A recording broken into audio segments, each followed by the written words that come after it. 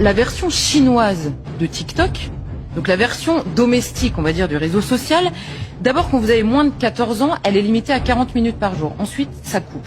Par ailleurs, le réseau est inaccessible entre 22 h et 6 h du matin.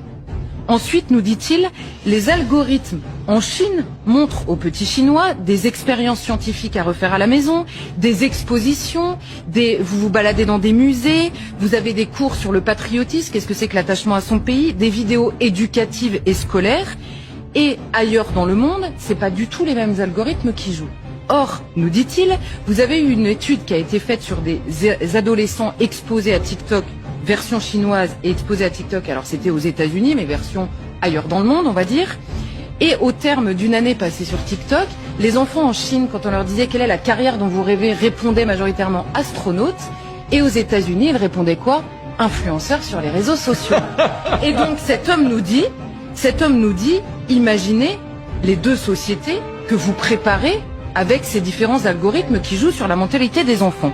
Et quand la question avait été posée à un officier chinois de dire pourquoi est-ce que vous limitez en Chine l'accès pour les mineurs à ce réseau social, il avait tout simplement répondu, ouvrez les guillemets, ces enfants sont l'avenir de la nation.